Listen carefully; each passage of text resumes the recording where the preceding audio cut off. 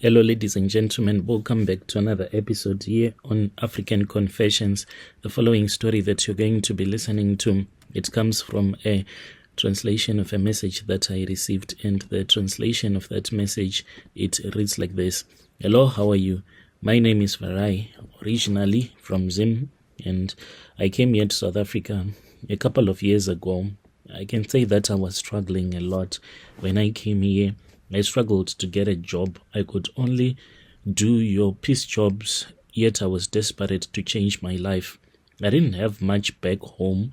It was just a small house, a few jobs here and there, but never had anything that could make me feel secure. It was poverty that drove me here. Like so many of us, I really wanted a fresh start in life, a way to give my family back home a better life. But what I found here was not what I expected.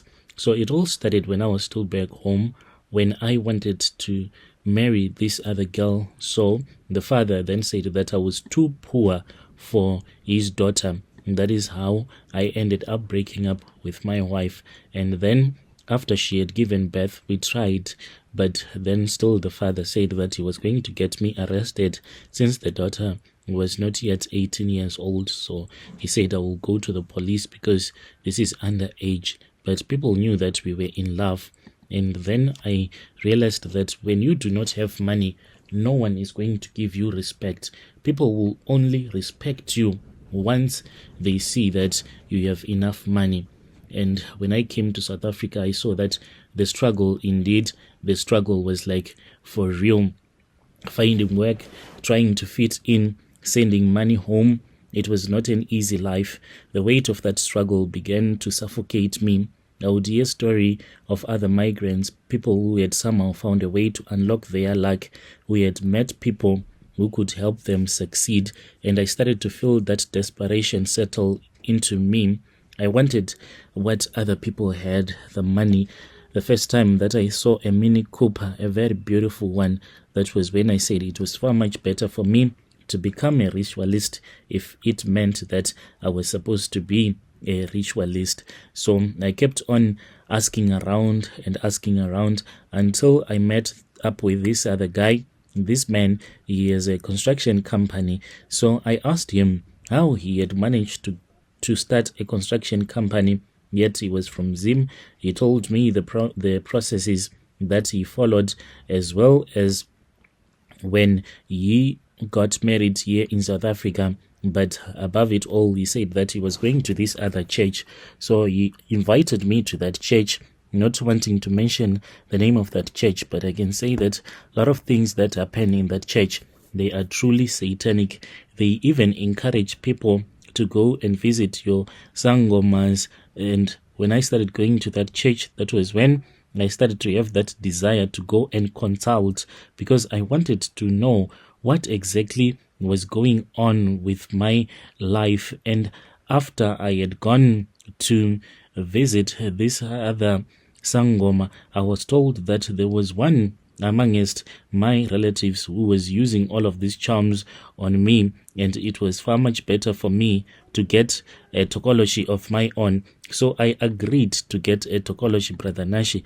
I do not want to lie. Even though the pastor at church knew that this was the path that I was about to take, he would even offer me prayers so that my ancestors can successfully connect with the ancestors of the Sangoma who was assisting me. He assured me that if I committed to this ritual, I would see instant money, results, power. And so despite everything, I agreed. The ritual took days. It was exhausting. I had to fast. I had to pray. And there were many instructions, a lot of things that were supposed to be bought, and an altar that was supposed to be created. At the end of it, he told me that I had been chosen, that the spirits had accepted me. He introduced me to my Tokoloshe. So this Tokoloshe of mine, it survives usually on blood and mainly milk. And if I manage to get milk from a woman, that will be the best, but I usually give it fresh milk or blood. As for the blood, it is chicken blood. But if I meet up with a woman who is not breastfeeding, the moment that the woman would be breastfeeding my Tokoloshe, it will start to suck out the blood. It does not suck out a lot. The person can still survive. It is just that this is the way that I feed my Tokoloshe. And within a couple of months, I was already making decent money, so much that I was able to send back home. And I started staying at this other place, which was far much better. I bought new clothes and I started living a very good life. It was as if everything that I had ever wanted was finally within reach. But with this new life came responsibilities, things that I never anticipated. The man did not tell me that the money is not going to come all at once. That is the problem that I am facing. If I was a rich man, I would have gotten married maybe to 3 different women so that they can help each other to breastfeed this Tokoloshe of mine. So now here I am, Brother Nash. Please post my own story.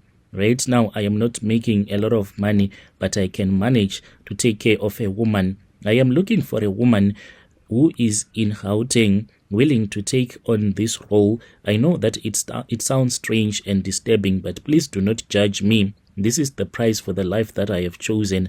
I need a woman who is around 25 years old, staying in Gauteng, someone who is not working, who might need the money as much as I need it, and I am willing to pay that woman 6,000 rands each and every month. But I promise that as the time goes on, I'll be able to increase the payment.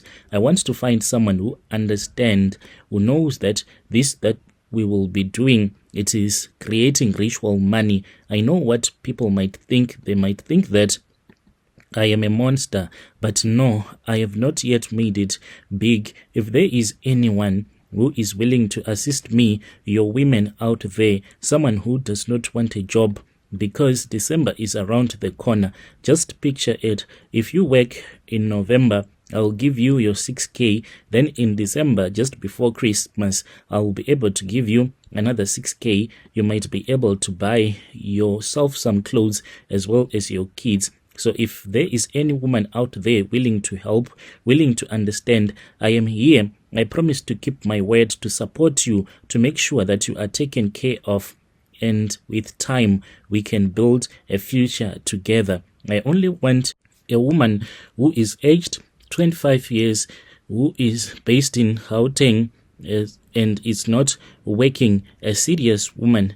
Please, if there is anyone like that, they can speak with me. I have already started with the selection process, first come, safe basis. Dear listeners, right there was a message that was sent to me by one of our brother right there. Strange things indeed they do happen in this world. Yo.